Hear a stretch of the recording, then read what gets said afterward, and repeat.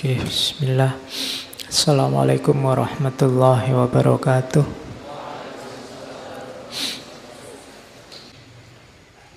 Bismillah, kita mulai ngaji kita. Kita lanjutkan tugas kita untuk belajar. Oke, ini tema yang universal. Di banyak filosof ada.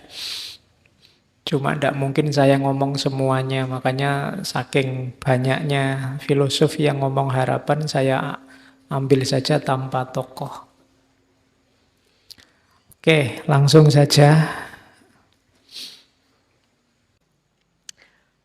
Ada batasnya harapan itu ya. Kamu sadari apa tidak? Harapanmu dibatasi oleh pengetahuanmu, pengalamanmu, lingkungan hidupmu, dan kemampuanmu. Itu pasti. Kenapa kamu mengharapkan itu? Ya karena itu yang kamu tahu, itu yang kamu bisa, itu yang pernah kamu alami. Kamu sadari atau tidak?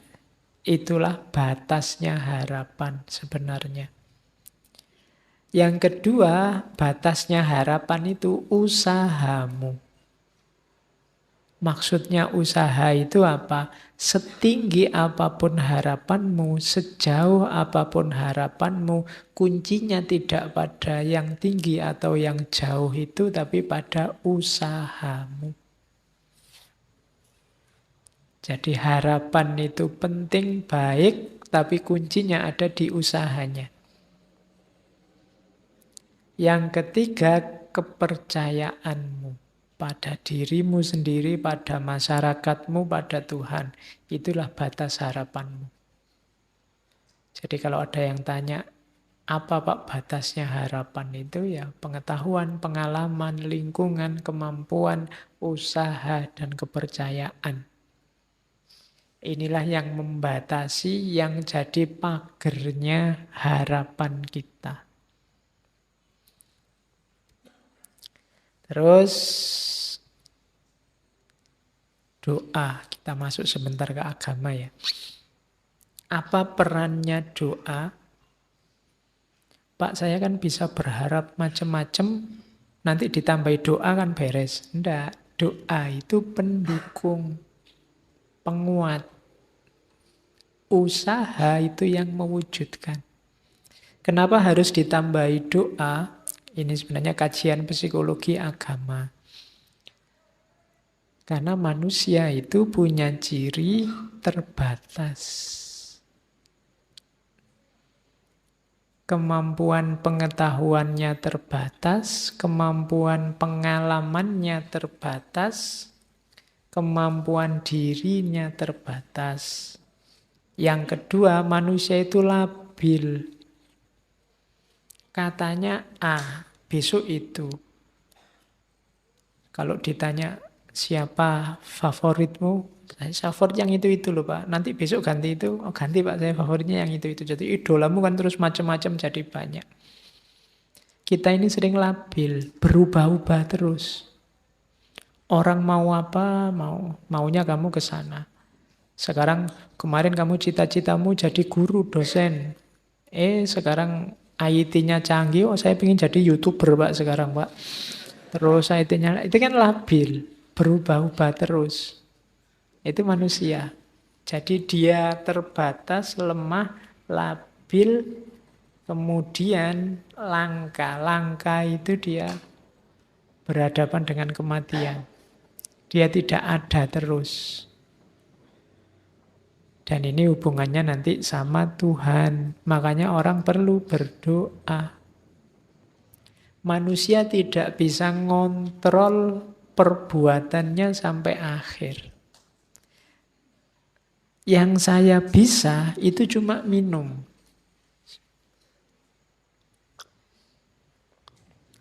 Tapi hilang atau tidak rasa haus itu aku tidak kuasa. Aku hanya pasrah pada mekanisme tubuhku yang itu ya kontrolnya langsung sama Allah. Kalau Allah ngasih rasa puas, legalah aku dan tidak ingin minum lagi. Makanya ada orang sudah minum banyak masih haus. Karena Itu yang nanti oleh Ghazali diadopsi jadi konsep teologinya bahwa sebab akibat itu tidak ada. Yang ada sekuen-sekuen peristiwa yang penentunya Allah. Jadi doa itu adanya di situ. Ternyata kita tidak kuasa 100% atas usaha kita. Maka kita perlu berdoa, minta pada yang maha kuasa. Gunanya dua, selain minta mengabulkan keinginan kita, juga sebagai sandaran atas kelemahan kita. Tadi di depan ada teori bahwa harapan itu paradok. Tapi kalau ditambah doa, paradoknya bisa hilang. Kenapa? Kalau harapan tidak terpenuhi, bagi yang punya Tuhan gampang. Tuhan belum mengizinkan. Kamu bisa bersandar ke sana. Kita menginginkan, tapi kalau Allah punya keinginan yang berbeda, yang terwujud pasti keinginannya Allah juga. Kalau yang beragama punya sandaran. Jadi bisa mengatasi tadi paradok harapan. Jadi harapan hubungannya sama usaha plus doa. Itu makanya Allah itu sangat sayang pada kita, bahkan untuk berdoa pun kita dikasih momen minimal sehari 5 kali, dan boleh kamu tambah sebanyak apapun kamu mau untuk bertemu dan meminta. Bahkan Allah yang merintahmu untuk berdoa, kan harusnya kamu yang berinisiatif berdoa, tapi ud'uni astajib lakum. Berdoalah pasti tak jawab. Nah itu kan yang maha kuasa yang mengundangmu untuk berdoa. Karena Allah ngerti benar situasi konkret kehidupan kita. Yang tanpa dia kita tidak ada apa-apanya. Oke, sekarang masuk ke tadi. Makom. Makom tasawuf ya, jangan dibayangkan makom-makom kuburan. Jadi di tasawuf itu ada konsep makomat. Konsep makomat itu tangga-tangga yang harus ditempuh untuk membuat kita dekat sama Allah. Nah, harapan yang kita bahas tadi yang di depan itu kan pandangannya para filosof-filosof. Kalau dalam dunia tasawuf, di dunia Islam, dia termasuk salah satu step namanya roja. Saya tidak tahu rojak ini nanti diserap oleh bahasa Jawa terus jadi rujak apa enggak. Loh kan para wali itu kan sering gitu, memasukkan istilah-istilah penting dalam agama, ada dalam makanan, di nama desa, nama apa itu. Kemungkinan juga begitu.